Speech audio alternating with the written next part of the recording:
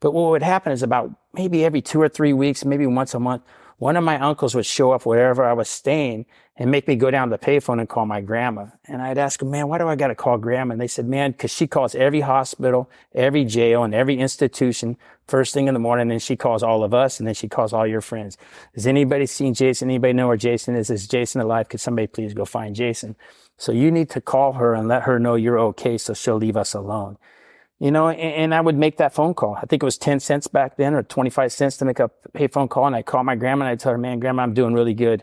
I'm working out of town. I have a great job, you know, and I'll come see you when I come back to town, or I'd come see you tomorrow. And she'd tell me she loved me and all that. And, you know, I would get off that phone with all the intentions to go and see my grandma maybe the next day. But what happened is I'd start drinking. Right. And then I can justify and rationalize why I don't go, because when I have alcohol in my body, my best thinking is if I'm not seeing you in person, I'm not lying to you or cheating to you or stealing. Right. And that's how I justify that.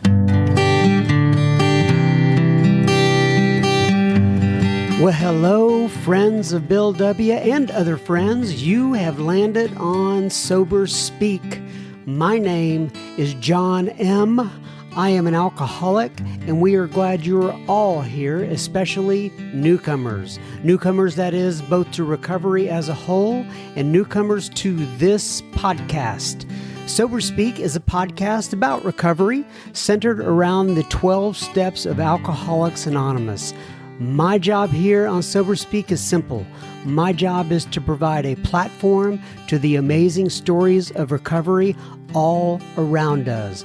Consider Sober Speak, if you will, your meeting between meetings. Please remember, we do not speak for AA or any 12-step community. We represent only ourselves. We are here to share our experience, strength, and hope with those who wish to come along for the ride. Take what you want and leave the rest at the curb for the trash man to pick up. Hola, compadres, and greetings from Studio AA deep in the heart of Texas. That was the voice of Mr. Jason J. that you heard at the beginning of this here episode. Episode number 316, Trace Uno Seis of Sober Speak.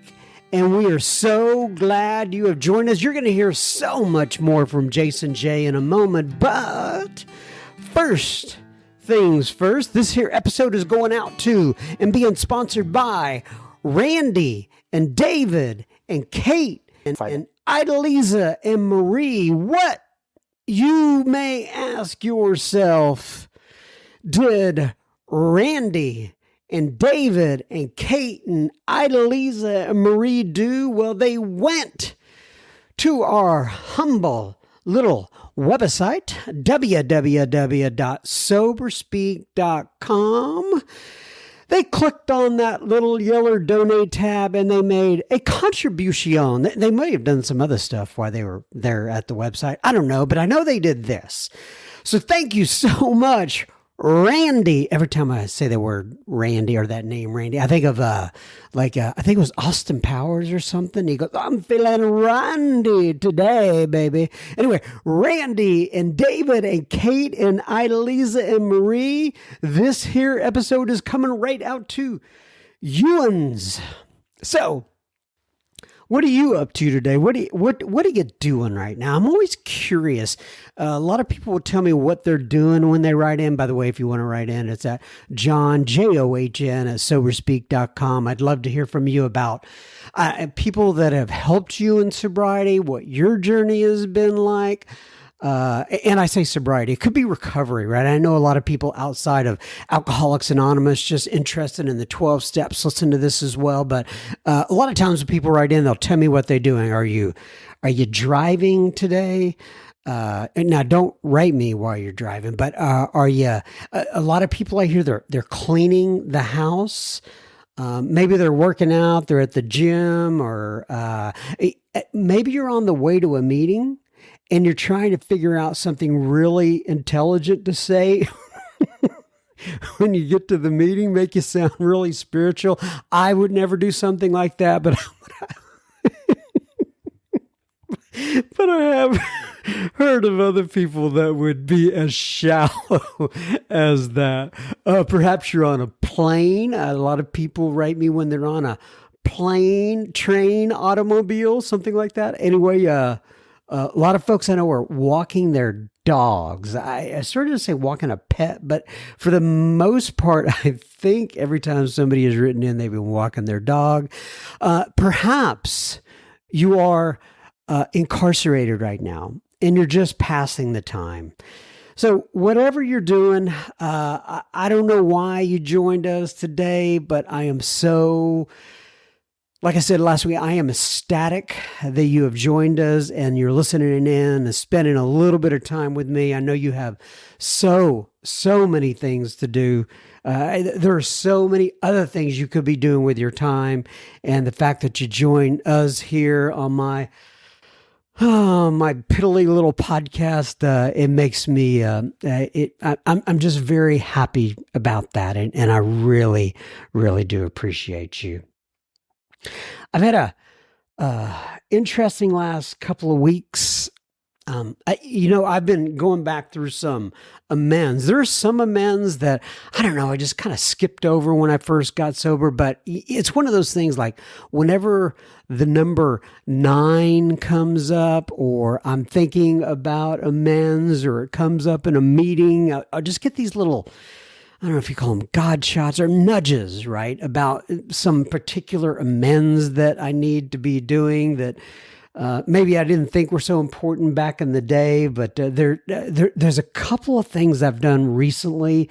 One was, okay, so in our house, we have a shower, right? And about, I don't know, 12 years ago or so, probably longer than that, the shower quit working. And so I called up, so it was the mowing, right? The plumbing people. If you're in the United States, you're probably familiar with the mowing people. They're actually, they may be international. Heck, I don't know. But anyway, so I called them up one day and I said, well, my shower, it wasn't the actual shower head, but it's the inner workings of the shower. I'm such not a handy dandy guy. I don't even know how to explain it, but it was the inner workings of the shower that was making it not work. So I called them up and I said, hi, Moen. This is John M. Well, probably didn't say that at the time. I have no idea. But they asked me who my name and my address and all that sort of stuff. And then they said to me, okay, thanks for calling in. And I knew where they were going when they asked this question. They said, are you, John M., the original owner of the home? And I paused. And I wasn't the original owner of the home, but I knew if you were the original owner of the home, well, then you got free replacements, whatever you want, right? So you're covered. So they said, are you the original owner of the home? And I paused and then I said, why, yes, I'm the original owner of the home. Why do you ask? And then they told me the reason and they sent me the part. So every time I get in there to take that shower, I'm looking at that thing going, why did I say this? So I finally just called them up and I said, hi, Moen. My name is John M. This is my address. Do you have and so they didn't even have records of it because it was so long ago. I think their records just went back 6-7 years, something like that. And they didn't have a record of it. I said, okay, so here's what I'm trying to do, right? I'm trying to, is there any way to figure out how much those parts would have made? I'd like to pay you back. And we went through this whole thing back and forth. And finally the lady just put me on hold and she called her supervisor. She said, listen, sir, I'm not sure what exactly is prompting this in your life, and I said, well, I can tell you. She goes, no, don't tell me. We're on a recorded line. I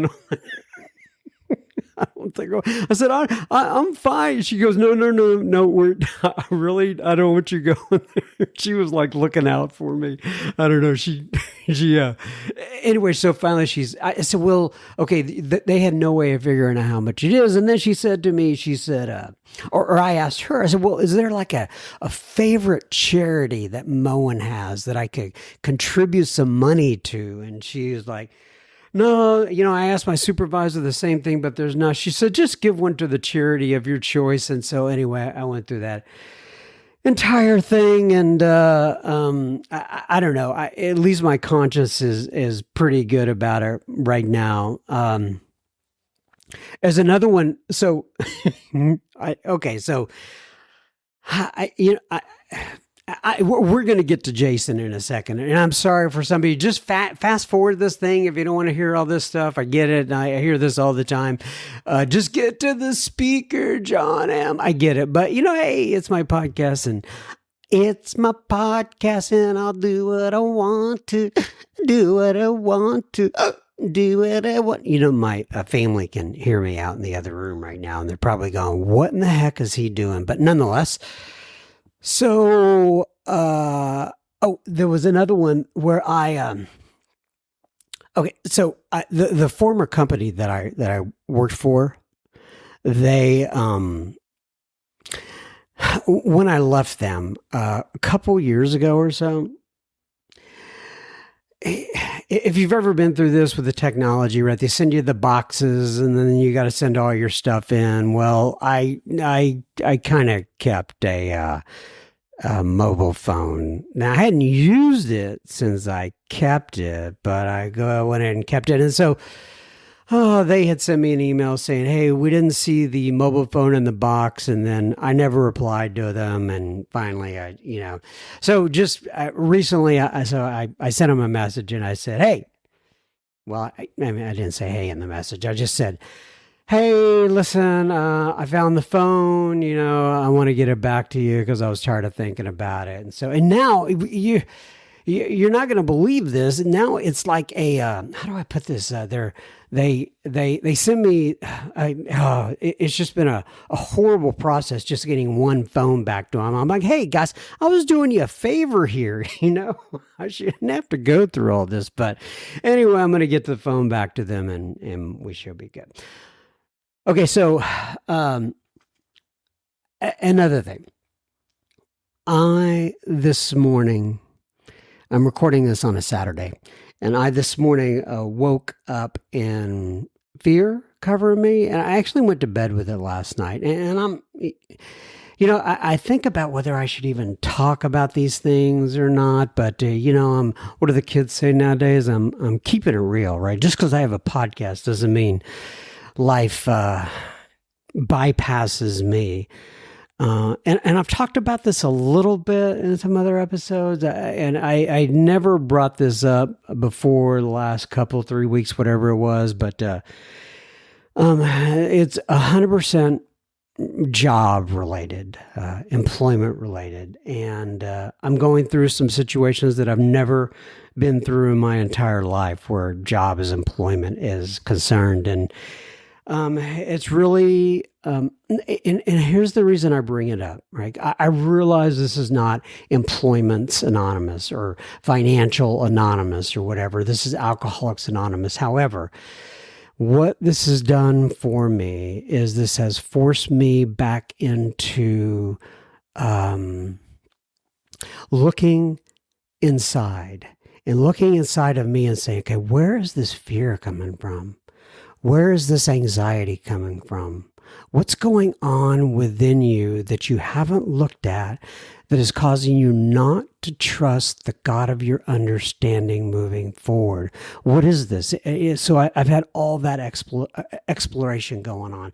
And I've also been kind of practicing living in the now and doing the best I can with right now and just paying attention to the facts, what exactly is going on, and not getting too far out into the future. I can't be the only one that goes through this. I know that. I went to a meeting this morning, and there was another gentleman, I'm not going to say his name, but he was talking about being let go from a job a couple months ago. and what he had to go through with that, and what it meant to him. I talk to my friend Alan B sometimes, and if you heard his episode, he's going through a whole lot more than I am right now. He's going through a divorce, and it's just not real pleasant. And so everyone has their time at going through these periods, and I'm just trying to stay alert and figure out what exactly it is do I need to learn during this period in my life, because quite honestly, it's kind of scary. At that meeting I was talking about this morning, Mary Lynn, my friend Mary Lynn, she said during the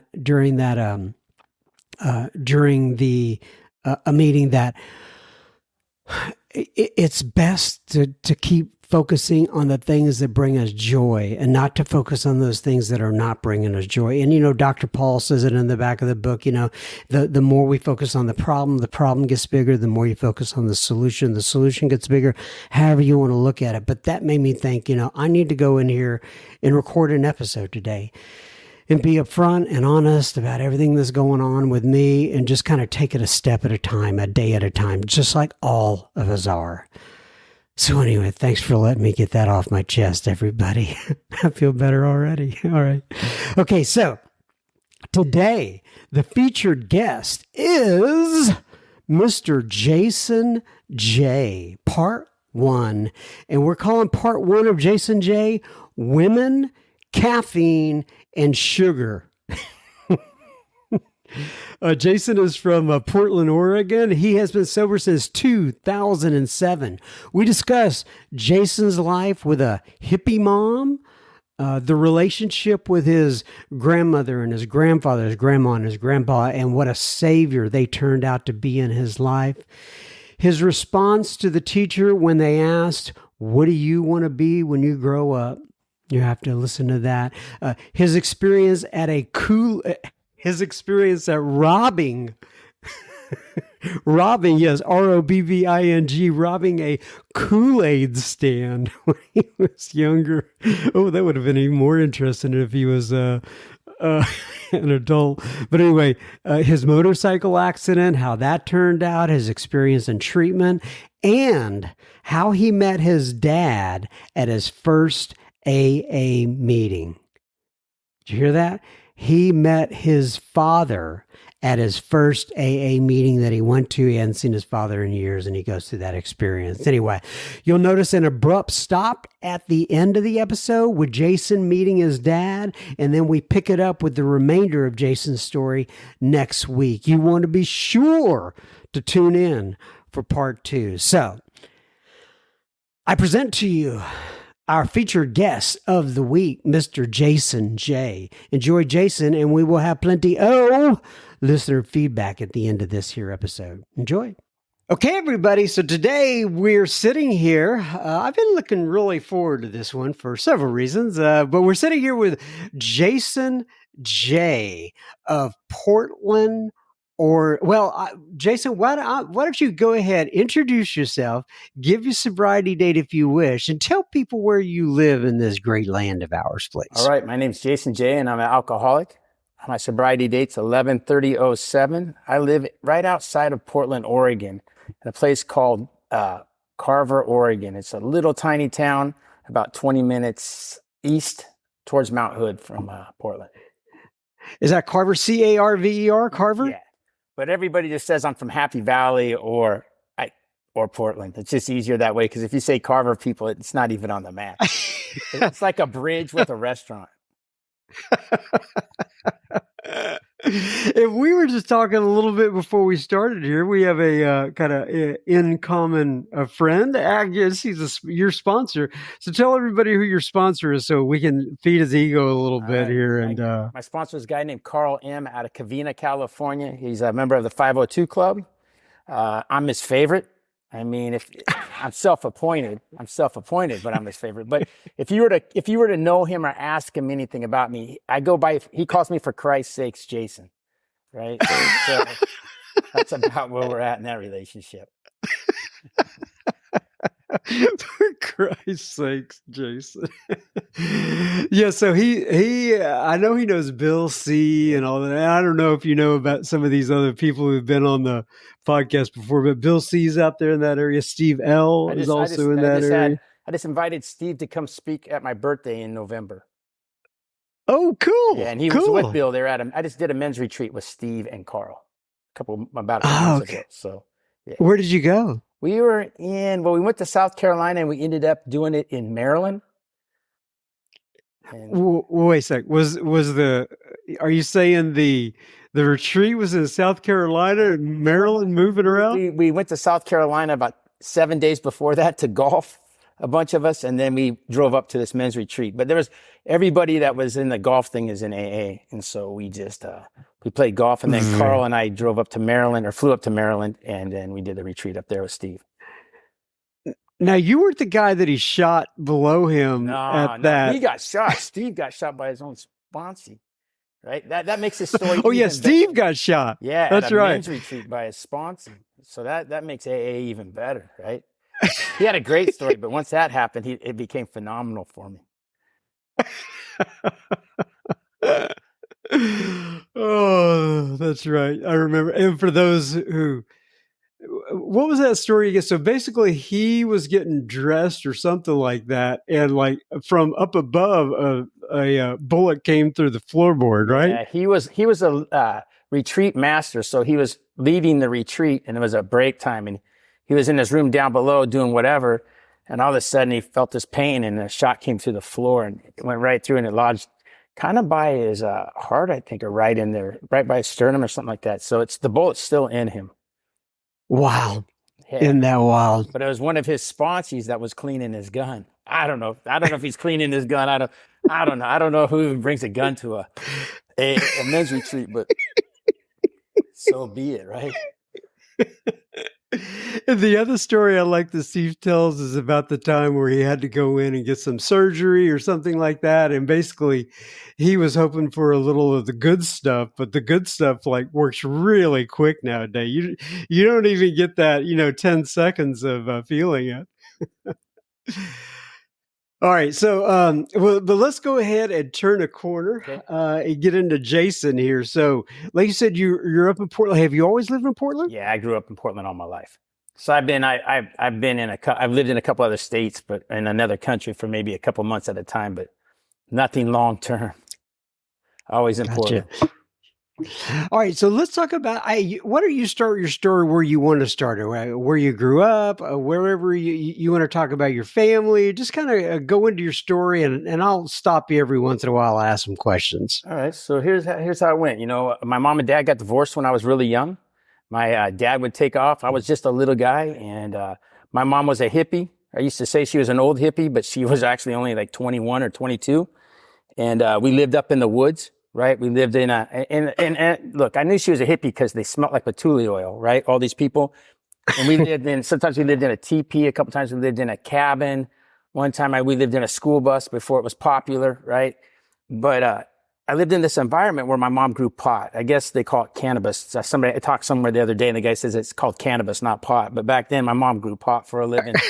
And, we lived up with a bunch of other hippies up in the woods. And, I didn't know there was anything wrong with that as a little kid. At 4 or 5 years old, I didn't know there's other things, right? But the weird thing is I'd see my mom, during the day, everybody got along. And at night they would start drinking. And I'd see my mom get beat up on a regular basis, right? And I felt uncomfortable, but I knew something was wrong with that. But I didn't know really, because the next morning I'd see her hugging and telling the same man that beat her up she loved him. Right. So that didn't make me an alcoholic or an addict. What it did is it gave me some skills in life. Right. When I started feeling that tension, I learned how to either de-escalate it or run and hide. And that's what I would do. Right. And my life was like that till about when I think I was getting ready to go into kindergarten. My mom moved into town, and her house was, or our house was like a party house. What I know today is one of those houses at 2:00 in the morning, there might be 30, 40 people there, or at 2:00 in the morning as a little kid, I might be the only one there. Right. Again, I didn't know there was any Leave It to Beaver. I didn't know people had moms that read in books. I didn't have that. Right. And again, I didn't know there was anything wrong with that. All I knew is when it got dark outside, I learned how to to survive, right? When it got dark outside, I pulled down all the blinds. I turned on all the lights. I turned the TV up really loud so that if somebody came to break in, they would think there was a party going on inside and they would kill the neighbors, right? And that was my goal as a little kid. I didn't think nothing of it, right? But I know that my life changed when I was getting ready to go into the first grade. And I remember it being a Sunday evening and I was at home by myself, blinds down, lights on, TV blaring. And I was watching this show called Happy Days, right? And I was just minding my own business and the phone starts ringing. It's not like today where it goes to voicemail and they rang until you gave up, right? Or till somebody answered it, right? And so I'm saying, man, it rang all the way to a commercial, right? And I answer the phone and it's my grandma, right? And I don't know if my grandma was one of these people who was way too invested on what's going on in my life. She wanted to know if I'd taken a bath, if I got my clothes laid out, am I excited to go to school? All these things, right? And I remember just saying, yes, because I was trying to get off the phone. And finally I said, Grandma, my show's back on, I gotta go. She said, sweetie, let me talk to your mom. I said, oh, my mom's not here. She's down at the tavern. The phone number's it was 282-4440. No 503 before that now, but back then it was only, and I said, this guy Floyd will answer the phone, ask for Darla, and she'll come to the phone and she's gonna tell you she's having one more pitcher of beer. Right. And there was like a long pause on the phone, maybe 4 or 5 seconds. And I said, Grandma, I got to go. And she said, sweetie, give me that number again. And I gave it to her. And I remember her telling me, when your show's over, I want you to go to bed. And when you get up to go to school in the morning, I want you to listen to what the teacher says and be nice to the other kids. And I said, all right. So now I'm watching this show called Laverne and Shirley, right? Because that's what came on next. Right, that came on right after Happy Days. All of a sudden, I'm sitting there watching this show, and I hear a knock at the door, right? And I kind of freeze a little bit, and then they start beating on the door, man, and I panic, and I crawl underneath the end table because I don't know, right? And then they start beating on the window, and I know for sure I'm going to die, right? And all of a sudden, I hear this, Jason, it's Grandma, open the door. And I remember just getting relief, just like, oh, yeah, Grandma's here. And I went to that door, and I opened it up. And she didn't look like my grandma. She looked like she'd been crying. She just didn't look like, what grandma usually looks like. And she said, sweetie, get your stuff. You're coming to live at my house. And man, that's when my life changed dramatically, right? Because when you go to grandma's house, there's Rice Krispie treats, there's homemade cookies, there's sheets on the bed that pillows match the sheets. But most importantly, there's somebody there all the time, right? That's not a hard sell for a little kid. So I grabbed my little bit of stuff and I jumped in her car. And I remember we're headed to her house. And I remember we got to the house and I'm running through the front door, headed to the kitchen because that's where the food is. And I'm running through the front room and I hear this, hey. And I turn around, it's my grandpa. He's like, man, what are you doing here? I was like, man, I live here now, right? I didn't know my grandma didn't run it by him, right? I found out later she didn't ask him. She just went and got me. And I just remember him looking right at me and says, yeah, you do, buddy, come here. And I went over and I gave him a hug and I fell asleep on that man's lap every night for the next 4 or 5 years because he made me feel safe, right? And look, I'm on your podcast, so I wasn't an easy kid, right? I'm the kind of kid, like, I remember this, I was telling the story, I remember being in the 3rd grade, right? And they were doing this thing called Career Day, and everybody was going to dress up what they wanted to be when they grew up on Friday, and it was like a Wednesday. And I remember we were going around in our class, and my teacher's asking everybody, what do you want to be? And there's people who want to be president of the United States, police officers, firemen, doctors, lawyers. And I remember she got to me, she said, Jason, what would you like to be when you grow up? And I said, a bank robber, right? And I just remember the look on this lady's face, I would see it over in the rest of my life. It was just like, you gotta be kidding me, right? And then the funny thing was, 2 of my friends changed occupations. One of them wanted to be president of the United States. Now he wanted to join my gang, right? And I remember I got sent home with this letter and I came back and obviously I wasn't a bank robber that Friday. I was a rodeo clown, but that's a whole nother story. But, I remember that weekend sitting on the, underneath the apple tree at my grandparents' house. And I was talking to my friend Stevie and we were talking about what we were going to be when we grow up. And he goes, I heard you want to be a bank robber. I said, yeah. And he said, but there's no banks on our block to practice with, right? He goes, yeah, but there was a Kool-Aid stand, right? And I said, yeah, there is. And so I went and got me a BB gun and a bandana and a cowboy hat. And I rode my bike up to this Kool-Aid stand, right? And I robbed it. And wait a second. Yeah. You robbed the Kool-Aid stand? Yeah, look, if you're going to be, I'll give you some advice on robbing Kool-Aid. I used to say that was my first Kool-Aid stand, but it was my only Kool-Aid stand, right? And if you're listening to thinking you're going to rob Kool-Aid stands, here's the big thing. They don't have any money, right? They just have Kool-Aid. And I watched TV as a little kid. And so I knew what to do. And if they didn't have any money, I just took a kid hostage. And I said, I'm going to tie him up in my clothesline pole. And when you guys go get your piggy banks, bring me your money. and I'll let your friend go, right? And I Oh remember I my took him good. home and I tied him up to my clothesline stand and outside. And I remember at 5 o'clock at my grandma's house, so she yelled, dinner, it's dinner, right? And if you don't go eat, you don't eat, right? And so I hear this dinner. So I tell this young man, hey man, I got to go. I'll be back in about 20 minutes. I got to eat dinner. And I put my BB gun and my bandana down next to him. And I went inside and we're eating and everything was fine until a police officer arrived, right? And in the 80s or 70s, late 70s, when an officer arrived at a house, the whole neighborhood showed up, right?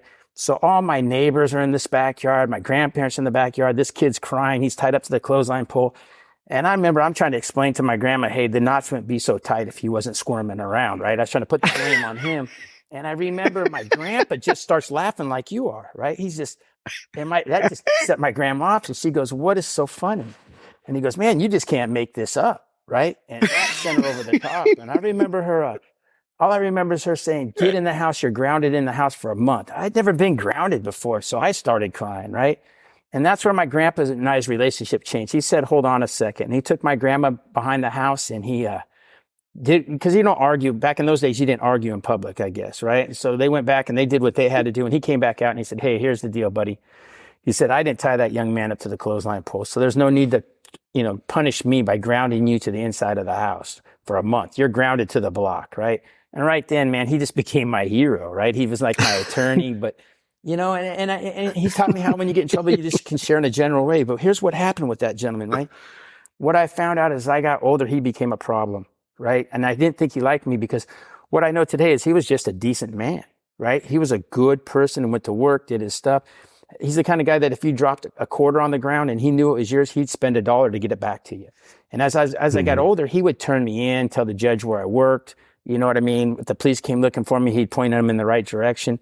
And I, as a young man, I thought that was because he didn't like me, right? And I thought, because I was forced in their house. The relationship with my grandma, I just remember, look, she would drop me off somewhere and like Sunday school and say, hey, he's got an enthusiasm for life, and she'd take off. My grandpa, on the other hand, he'd drop me off somewhere and say, look, don't let his cuteness get in the way of your common sense, right? He's either going to be getting in trouble or talking his way out of trouble. That's all you need to know, right? But as a kid, I thought my grandma felt sorry for me, right? When you're in the 4th or 5th grade, and if I had a soccer game or a baseball game, everybody showed up, all my family. If one of my aunts and uncles went camping or on vacation, they had to take me, right? And I just knew that was because my grandma made them. But what happened is I remember I just got into the 6th grade and it was middle school and we started taking these buses. We had to get bused to a school. And I remember I'd been in school for about 3 months and I just got kicked off the school bus. And so I'm walking out of school and I see my grandma coming and I think, wow, she's here to give me a ride home, right? Because she knows I got kicked off. And she says, sweetie, we need to go inside and talk to some people. And I said, okay. And I remember we walked into this room and there was like a round table and there was like a teacher, a couple of my teachers, a couple of counselors, a principal, and a lady from a special needs school sitting on one side and 2 chairs. And I remember we sat down and they proceeded to tell my grandma everything I'd done wrong in the last 3 months, that I had no self-control, that I hit other kids, that I lied, that I just didn't respect anybody. And most importantly, that I couldn't read or write at that level. Right. And I remember my grandma just sitting there, not doing anything. And I remember thinking to myself, man, she needs to say something. Right. But she just sat there and listened. And she had that same look on her face as she did when she picked me up at my house when I was a little kid. And, when they got done, she goes, may I say something? And they said, sure. She said, look, I'm not going to deny anything that Jason did any of those things. He lives at my house and he's a tough kid. I know it. She goes, but he's a good kid and there's a good person inside of there. The reason I know this is every morning when he goes down to Mrs. Harrington's house, he throws her newspaper up on the front porch so she doesn't have to come down the stairs.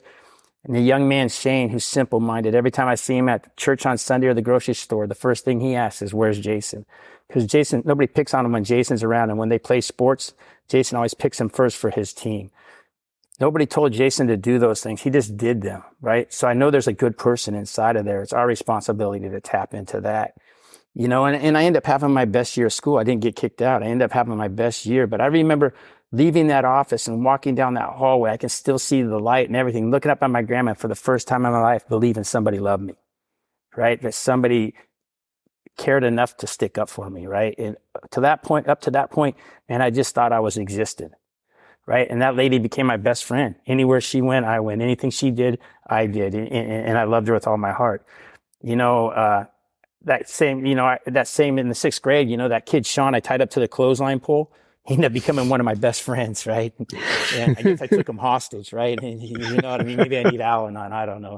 But it was a Friday night. And in Portland, man, you only sleep in the backyard a couple nights a year. It's not like, well, lately we have been having good weather, but it seemed like when I was a kid, it was only nice every once in a while. And I remember it being a Friday night, and we went over to sleep in my friend Leif's backyard, Sean and I. And I remember we're in the backyard doing whatever you do as little kids, and Leif's mom comes out and says, hey, the adults are going to go bowling.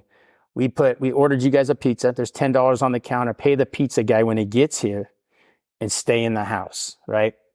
Or in the yard. And we're like, okay. And, the pizza came, we paid him. And right when we get ready to eat the pizza, my friend Leif says, hey, pizza tastes better with beer. I never drank beer before that I remember, but I said, yes, it does. And he went downstairs and he got this case of Lucky Lager beer. Man, it was nasty, right? Some people say that when they take that first drink, they have that aha feeling. Man, I just had to plug my nose and hang in there, right? You know what I mean? And I remember, drinking, we're out in the backyard throwing rocks at cars or whatever you do as kids, right? And man, I just started getting sick as a dog. And I told my buddies, hey, man, I think I got food poisoning. And they go, what? I said, yeah, I don't think there's something wrong with that pizza. So I rode my bike home, which I was told later on that was probably my first DUI, right? And I rode it home, and I get home, and I go into the house, and I remember I told my grandma I don't feel good, and she just looked at me with disgust. And I went into my room, and I'm sick all night, right? I mean, there's no anything, right? I'm just sick, and I haven't been that sick that I know of ever, right? And the next thing I know, morning comes, and there's my grandpa, right? And he's sitting at the end of my bed, and he's yelling, "Get up! You got to go to work." I was like, man, I don't feel good, man. And he goes, get up, you're going to go to work. I said, I don't have a job. I'm in the sixth grade, man. What's going on? And he said to me, if you're going to drink like a big boy, you're going to work like a big boy. Now let's go. And I thought for sure my grandma would save me. But as we're walking out the door, she handed me this warm egg salad sandwich and a thermos of warm milk and told me have a great day, right? and we went and we picked up Leif and Sean, who looked just as bad as I did. And my grandpa took us to pick strawberries. It's against the law for minors to pick strawberries in the state of Oregon. And somebody should be thanking me for that, right? Because I made like 27 cents all day. I got sick. I picked strawberries. I got sick. I picked strawberries. And I remember looking at my grandpa sitting on the back of his truck, drinking his coffee, reading his Oregonian and laughing, right? And I remember looking at my friends and I said, man, I'm not drinking alcohol anymore. And they said, why is that? They said, you don't like the alcohol? I said, man, I don't mind the alcohol. I just don't want to work. Right? I'm done with this picking strawberry thing. So I quit cold turkey. No AA, no 12 steps, no treatment. I just stopped, right? And, but here's what happened. Because of the steps of Alcoholics Anonymous and the 12-step program, I realized this is where the allergy and the obsession kicked in for me, right? Because when I got to high school, man, we drank on the weekends. We played sports during the week and we drank on the weekends. And what I know is why the obsession was there, because I realized now I was saving my lunch money on Monday, Tuesday, Wednesday, Thursday, Friday, pitching it in with some other guys and shoulder tapping. And we drink, we go get some booze and we drink on the weekends and we play sports on the weekdays. And nobody was going to jail. Nobody's, dying of a heroin overdose. We're just having fun, right? And that's how my life was, until probably May 5th, 1989. This is where Carl says, I have to tell you the truth, Michael. And I stole a motorcycle. I used to say I borrowed it. It sounded better, right? I stole this motorcycle and I got in a high-speed chase and I crashed and I woke up in a ICU up on the hill in Portland and at this hospital. And, it's one of those rooms that just has a sliding glass door and there's nobody in it but you. And I didn't know what happened, so I started yelling, I'm alive. And this lady comes in and says, we know you're alive. And I asked her what happened. She said, you were in a drunk driving accident on a motorcycle. I said, I don't own a motorcycle. She said, we know. And I was like, well, am I going to live or am I going to die? She says, you're going to live, but you might lose your left leg. And I remember thinking, and she said, if you don't lose your left leg, you'll never walk normal again. And I remember thinking, man, I'm all right with that, right? As long as I don't die, all I know today is I don't have to drink or put anything in my body. And what happened is when I got out of that hospital, all I know how to do is medicate, right? All I know how to do to kill that anxiety, that fear, and that shame is to put alcohol in my body. And what I did is I just kept lowering my standards to keep up with my quality of my life, right? So that eventually I'm living in this abandoned house. It's somebody's uncle's house until the police come, and then nobody knows whose house it is, right? It's one of those houses that has no power, no water, and it's just an in and out. And And I thought that was normal, right? Alcohol made that okay, right? Those decisions and where I live made that okay. But what would happen is about maybe every 2 or 3 weeks, maybe once a month, one of my uncles would show up wherever I was staying and make me go down to the payphone and call my grandma. And I'd ask them, man, why do I got to call grandma? And they said, man, because she calls every hospital, every jail, and every institution first thing in the morning. And then she calls all of us, and then she calls all your friends. Has anybody seen Jason? Anybody know where Jason is? Is Jason alive? Could somebody please go find Jason? So you need to call her and let her know you're okay so she'll leave us alone. And I would make that phone call. I think it was 10 cents back then or 25 cents to make a pay phone call. And I call my grandma and I tell her, man, grandma, I'm doing really good. I'm working out of town. I have a great job, and I'll come see you when I come back to town, or I'd come see you tomorrow. And she'd tell me she loved me and all that. And, I would get off that phone with all the intentions to go and see my grandma maybe the next day. But what happened is I'd start drinking, right? And then I can justify and rationalize why I don't go. Because when I have alcohol in my body, my best thinking is if I'm not seeing you in person, I'm not lying to you or cheating to you or stealing, right? And that's how I justify that. Alcohol made that okay, and I wouldn't show up. And I did that. I mean, every once in a while I'd go show up because I needed $5 or whatever that was to make my life a little bit better. But I didn't care, right? I mean, when I put alcohol in my body, I trade everything away.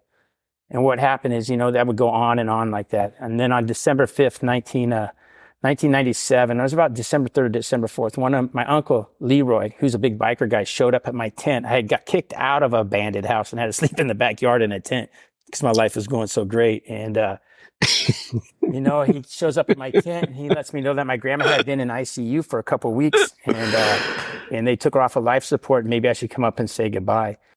And I told him, man, I don't think I should go. He said, I'm not asking you if you should go. He said, I'm telling you should go. So get your stuff and let's go.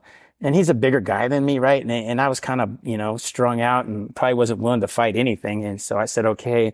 And I remember getting in his truck. And as soon as I got in his truck, he handed me a pint of vodka and told me, drink this, chug it up. And I remember chugging that vodka and getting to that hospital. It's one of these ones where you go up to the first floor where the ICU is. And when you get off the elevator, like I have a big family, so they're all on one side of the room. And because only 2 or 3 people can go into this room at a time, right? Everybody else has to sit out there. And people have traveled from all over the country to come see my grandma. And I get off that elevator, man, and I already know that I'm a piece of crap. It's not going to amount to anything, right? I realize, look, I always tell people, this is how I can describe it. If I was at a family reunion or a family outing or any kind of barbecue and a commercial came on for treatment, everybody would stop what they were doing and come and look straight at me, right? That's so no. I know I'm sick, but you know what? Alcohol makes that okay, right? If I can put something in my body, I can justify my problems and my actions. And so when I got off that elevator, I didn't go say hi to anybody. I went and sat on the other side of the room because I don't need anybody to tell me I'm a piece of shit. I already know that, right? And I'm okay with that. I've come to the conclusion that's what I've been dealt. That's what my life is from day one. I'm all right with that. My mom didn't even come over and say anything to me. And finally, my aunt came over and she said, you need to get in there and say goodbye and get out of here. And I said, okay. And I remember going into this room and my Uncle Gary and my Uncle John, I think were in there. My Uncle Gary for sure. And I remember coming in and my Uncle Gary said to me, he said, man, just talk to her like she's here. She hasn't been awake all day and she hasn't opened her eyes, but just hold her hand and talk to her like she's here. And don't worry about how long it takes. Take as long as you want. And I said, okay. And I sat down and, I held her hand and I started talking to her and telling her I love her. And all of a sudden she opens her eyes and she starts talking back to me. And what happened was when that happened, everybody rushed the room, right? Because people have flown from all over and I panicked, right? I didn't know what to do. And I just told her, Grandma, I'm doing really good. I have a great job, but there's a lot of people here that would like to see you. I'll come back tomorrow and visit you when everybody else has had a chance. And she said, okay. And she told me she loved me and that she would be praying for me. And I told her, and I did what I had to do. I kissed her on the cheek and I started leaving. As I'm walking out, she told my Uncle Gary, he's a good kid. You watch, he's going to do something with his life. He will. And I remember just feeling worthless, right? Like why doesn't she just give up on me, man? I've given up on me. Why don't you? And I went back to my tent and I drank like you drink, right? And a couple of days later, my Uncle Dale showed up at my tent and let me know that my grandma had passed and that his family would pick me up and take me to the memorial, right? And I remember that day came and I didn't know what to do. So I got a bottle of Goldschlager and some Jägermeister and I hid in a closet in an abandoned house and drank and I didn't come out, right? And I could hear them beating on the windows and knocking on the doors telling me, come on, you're going to regret this the rest of your life. It's not that big of a deal. Don't worry about what other people think. But when I put alcohol in my body, I give away everything that has any value. Right. And I didn't show, and, the next 2 weeks after that, man, I was just miserable. Right. You know what I mean? I don't know if you've been in that spot where you're just locked up, right? Where you just don't, man, I'm not locked up physically. I'm locked up mentally. Right. And I just have no hope. And it was a Sunday morning. It was like 4 o'clock in the morning and I didn't know what to do. And I called my uncle Gary Collect because we grew up in the same house. He's like 7 years older than me. He's like a brother. Right. And I knew he was going to beat me up for not showing up, but I was pretty sure he wouldn't beat me up if he was at church. Right. So I called him at 4 o'clock in the morning. I asked him if he's going to church. And he said, yeah. And I said, can I meet you there? He said, sure. And I remember getting to that church and I hadn't showered in probably a week and a half. The last time I showered was the day I was supposed to go to that memorial. And I hadn't had anything. Alcohol was working, but it wasn't working. Right. It was making me all right with the present thing, but it wasn't killing those voices and that anxiety in my head, right? And so I was miserable. I hadn't had anything in my body for a couple of days, and I'm sitting in this church, and his family's at one end of the pew, and I'm at the other end of the pew, and man, they start singing this song in this church called "How Great Thou Art," right? And I don't remember. I know the song by heart now, but back then I didn't know, and I got caught up in the moment, right? And my eyes are watering. And then they sang that song "Amazing Grace." They shouldn't sing that for somebody that's in the position I was in, right? I remember they started singing. The tears are coming down my face. I look at my uncle. I said, man, I think I have a drinking problem. And I remember the whole church went quiet. My aunt heard me speak. She said the song was over. But he looked at me and says, you think? I said, I might have a drug problem too if it makes you feel better about yourself. And this is what I heard him say. He said to me, he said, hey, bud, come over to my house afterwards. You can shower. We'll feed you. We'll wash your clothes. I'll give you $20 and you can figure out how you're going to solve your problems. That's what I heard him say, right? So I went to his house. Gave him my clothes. I got in the shower. And when I came out of the shower, he's standing there with this phone book, which is Google back then, right? He says, hey, you're going to go to treatment. And I said, what's treatment? He said, this is no time for negotiations, Jason. Look up hospitals and tell me you have a drug problem, an alcohol problem. I said, all right. And I didn't think treatment centers would be open on Sunday afternoon, right? I just didn't think they worked on Sundays. But I called the first one, Portland Adventist, and they answered on the second ring. I told this lady, hey, my uncle thinks I have a drinking problem. She got all excited. She patched me over to this other place. And I told this lady I might have a drug problem too, which gave me more credit. And she said, can you be here tomorrow morning at 8 a.m.? I said, yeah. She said, sweet. We'll do an assessment. If we can't get you into our facility, we'll find some place to put you. I said, great. And I got off the phone and I told my uncle, hey, I got this thing called an assessment tomorrow at 8 a.m. Give me $20. I'll tell you how it went. And he said, no. He said, I had to stay the night at his house, right? That's no good, man, because he had he says it's leather. It's a plastic couch, right? And it had he has this little dog that licked me all night, right? So the first turn on the couch, the sheets were gone. I'm sweating from the inside out. This dog's licking me all night. It's just miserable, right? I don't know what treatment is. I don't got a clue what I'm getting wrapped up into. I just need to escape. And, the next morning I wake up and my uncle looks at me and says, man, you need to take another shower. And so I went and took a shower. And then when he went to take the shower, I remembered he had a liquor cabinet. And really, it's not a liquor cabinet. He put his booze on top of the refrigerator. Right? I just felt better. And I went over there and I got a Coke can. I got some Bacardi 151. I poured it in this Coke can. I started drinking it. And by the time he came out of the shower, I was ready to go to treatment, right? I don't know what treatment is, but I'm all in, baby. And I remember we get in his truck and I'm drinking my soda and he looks at me and he says, man, I smell alcohol. I said, it's not me. I'm going to treatment, right? Today I know that's just, yeah, you're an idiot, right? They say, I think anybody that goes to treatment should be on everything they could possibly be before they get there. That's a whole nother story. But I made a huge mistake, right? I made a huge mistake. When we got to that treatment center, I went to go hide my pop can in the bathroom underneath the garbage bag so nobody would find it and know I was drinking. He went in and he answered yes to something, and I'm in treatment just like that, right? And it's December 29th, 1997. I get in this treatment center, and there's some issues with this treatment center. One, there's only 4 other guys, so there's 5 of us total. And then what I found out, this is an Adventist treatment center, so they have no caffeine, no sugar, and no women, right? I'm 29 years old. Those are big deal, right? You know what I mean? And I didn't know treatment was something you could just leave. I thought it was like prison. I thought you had to escape, right? So for the next 2 or 3 days, I'm looking at the exit sign. I'm looking at the elevator going up and down. I'm just trying to figure out shift changes because I'm breaking out of this place, right? This is miserable, right? And so I I'm sitting on this couch watching everybody writing stuff down, taking notes, and I hear these guys talking about Alcoholics Anonymous. And I bit. I said, "Hey, what's Alcoholics Anonymous?" And this is what got me to AA. They said there's caffeine, there's sugar, and there's women. I was like, yeah. I said, well, how do we where's it at? They said, this van's going to pick us up and take us. I said, that's even better. I can escape from there, right? So this van picks us up, those 5 guys, on a Tuesday night and drives us all the way across town to this place called Alameda. And it's like in Northeast Portland. So it's probably about a 30-minute drive, right? But I need to tell you something. Before this happened, about 3 years before I ended up in this situation, my dad had called my mom out of the blue to pay back all the back child support he owed. And I hadn't seen him in 27 years, 26 years, right? But I went to this bank to get my half of the money, which I had to pay back because of sponsorship, because it wasn't my money, it was my mom's money. But when you're young and you're an idiot. But I went there, I said hi to this guy, I got my half of the money, and I left. I don't need a dad, and that was when I was really in my addiction, right? So I leave this thing, I say hi to this guy, and I go do what I got to do. 3 years later, I'm in a van going to AA with 4 other alcoholics or guys in this treatment center. And I remember saying this prayer to a God. I just didn't, this guy, Steve L, says it the best way. I knew there was a God out there. I just treated him like I owed him money, right? I knew he was there. I just didn't want to run into him, right? And that's how my relationship was with God. I would use him when I needed a favor, is what they say, right? And so I prayed this prayer, God, please don't let me know anybody in AA. And if I do know anybody there, please don't let me owe them money, right? And I remember we get to this AA meeting. We walk in there, and sure enough, there's caffeine, there's sugar, and there's some ladies in there. So I'm looking around the room trying to figure out who I'm going to marry to bust me out of this treatment center, right? And I see a gentleman standing in the back, right? And I tell these guys, man, that looks like my dad. They say, you don't know who your dad is? I said, man, I've seen him one time in 26 years. I was 29 at this time.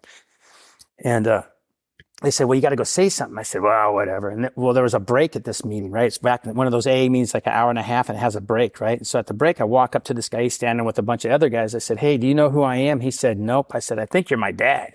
And he said, Jason? I said, yeah. And I met my dad at my very first meeting of Alcoholics Anonymous, right? And he hugged me. And he told me, man, he was grateful that I was there. And then if I was willing to do the deal, my life would get better. Thank you, Jason J. Once again to everybody. We will be having the second part of Jason J's story next week. Oh, and I do want to put a shout out there. I think I said this on one of the episodes, but I'm not sure.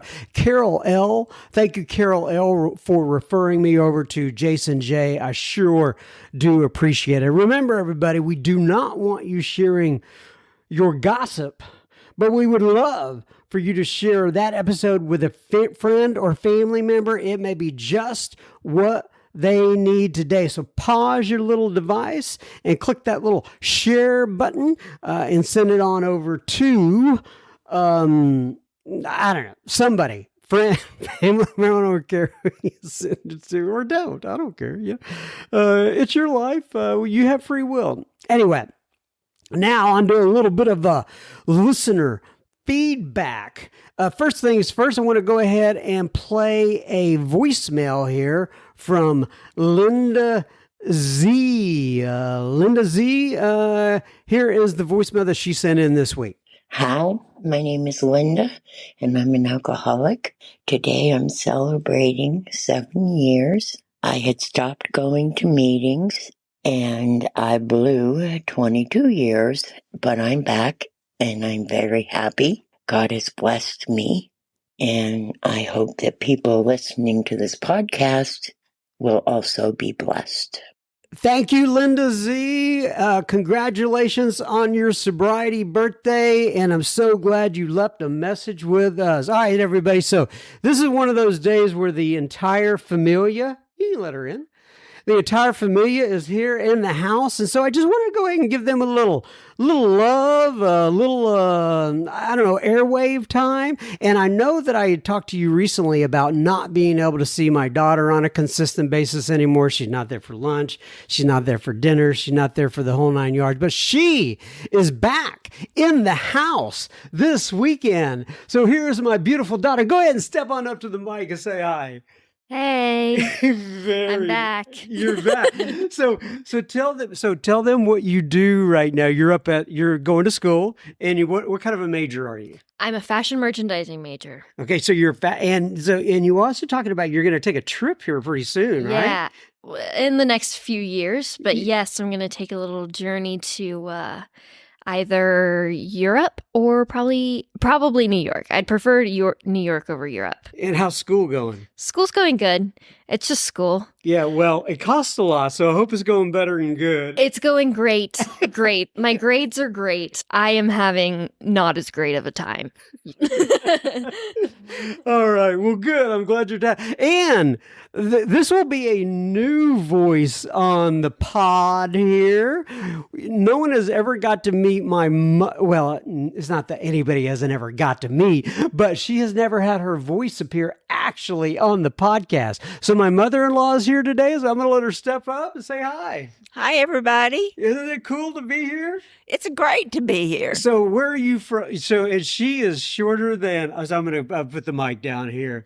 I'm not that short. Well, how tall are you? Never mind. You're pretty short. And there's nothing wrong. I'm short too. But anyway, where are you from? I'm from Baton Rouge. Baton Rouge, Louisiana. You're a big LSU fan, aren't you? Yes, I am. And you like cats a lot too, don't you? I like cats. Yeah. Yes. And what kind of cat do you have? What kind of cat is that you have? She's a short-haired domestic cat, but she's part Maine Coon. Part Maine Coon. Maine Coon. Maine Coon. Like the state. And her name is what? Venus. Yeah, that's very cute. All right. Well, listen, thanks for stopping by. You're welcome. We call her Mimi. So thanks for coming by, Yes. Mimi. She's Mimi to the kids and now Mimi to all of us. And I tried to get the lovely Mrs. M in here, but she is very introverted and would not come in. So you're going to have to just do without that. Nonetheless, a lot of extracurricular activity here today on the pod. Kate writes in, and Kate says, "Hi, I'm from Sydney, Australia. Matthew M. put me on to Sober Speak. Thank you so much for your service and the awesome podcast it is. Kate," and big praying hands. Well, Matthew M. and you, Kate, as well, are fantastic. I got to get Matthew M. back on the pod again. Miss him. We'll have to get him back on again. Nonetheless, thanks for writing in, Kate. Justin writes in and he says, "Hey, John, I live in Roanoke, VA, Virginia. I desperately needed some help last year. At the advice of my doctor, I sought out a therapist. Her words were, 'I am a professional in addictions, alcohol, food, money, to name a few.' I could not control my tears. I needed help with all three. I finally felt like maybe life would get on the right track. At the end of the meeting, she assigned me a sponsor who is wonderful. And then she said, quote, 'There is a meeting tonight that you need to go to. Your sponsor will be there. I will be there too. I am 20 years sober.'" Very cool. She said, Justin says, "I was floored. I went from feeling like my life and family were falling apart to having all the help I could ask for at my disposal. Here we are 14 months later and sober. I love my life now." Good for you, Justin. "I travel a lot for work and I'm self-employed. It's hard for me to keep a regular schedule and regular meetings. I found Sober Speak in my car and I use it as a meeting between meetings. Thank you so much for letting me in the Facebook group." Our pleasure, Mr. Justin, excuse me. "I need to find my way to your site and make a contribution." It's funny when I see people spell out that word, and claim my shout out. Well, like I always say about the contributions, only if the Spirit moves you, it is not necessary at all. But I appreciate, I just wanted to read this because I like to see how people spell this out. Anyway, thank you for writing in, Justin. Jason writes in, and he wrote. So I had released an episode of Milt L a couple weeks ago, and I wasn't sure. I wanted to interview him. I had an old tape of his, and Jason wrote in, and he says, "Hi, John. I just listened to this week's a podcast featuring a talk by Milt L. I reached out to my buddy Tim P from." The reason I'm pausing there is because his last name is like a nationality as well, but I'll just leave it at that. And I'm trying to figure out if that's his nickname or that is his real name. But nonetheless, from Cleveland to ask him about Milt. Tim said that Milt has gone to the big meeting in the sky years ago, just letting you know. Well, thanks for that, Jason. I appreciate you chasing that down for me. And then he says, thanks for all you do. And then Jason says, I have been going through some career challenges myself, so I appreciate you sharing about it. As I mentioned on the front of this, I know I can't be the only one that goes through this. Anyway, it says, I was let go from a job back in June, and I've struggled to find something new. I have always been in sales. He was selling wine pre-recovery, but I am considering what I can do to be helpful and attempt to do God's will while providing for my family. For now, the lesson seems to be just trust God. Of course, the hardest thing about trusting God is trusting God. Oh, that's very well put, Jason. It's a challenge, but I'm getting better. I hope you find your calling too. Love, Jason F. Jason, that's right in my wheelhouse. I'm in sales as well. I have been for many years. And man, I appreciate you putting that out there, brother. And I love the way you put it. It's the way, like our friend. I say our friend, like Tom Petty used to say, the waiting is the hardest part. And I loved how you put that. The hardest part about trusting God is trusting God. Love, Jason F. Well, love, Jason F. Right back out to you. Thank you, my friend, for writing in. It's so good to hear from you again. It's always good to hear from you. Guy writes in, GUI. And so, of course, I pause when I say guy and think about how many times in his life has he heard, man, what a great guy you are. Or well, hopefully it's a great guy. But anyway, he says, my name is Guy E. Guy E. His last, no, this is getting even worse. My name is Guy, last initial E, but it was Guy E. Anyway, and I live in Sydney, Australia. Well, hello, mate. He says, I came across your podcast on Spotify back in July, and I have found it extremely helpful and great listening during my recovery.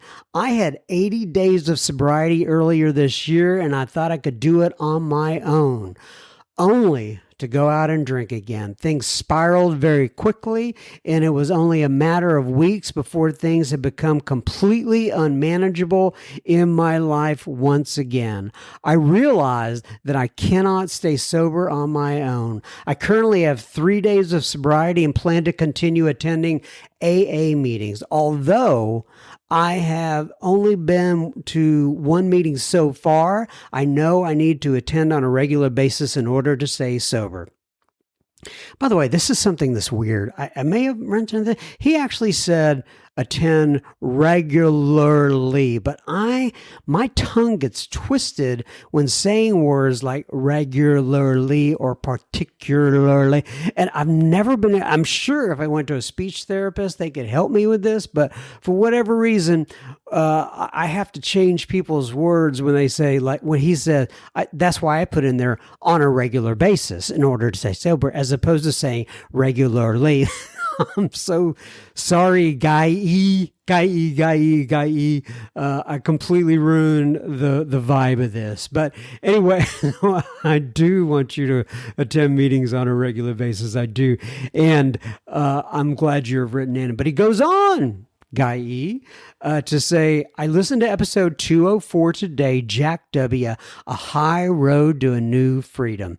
This resonated with me so much about how he went out again after skipping a few meetings and thinking he could stay sober on his own. He explains how we don't have anything in our, quote, personal arsenal to combat alcoholism, and we need to experience a spiritual awakening that is found in the rooms of Alcoholics Anonymous. This clicked with me.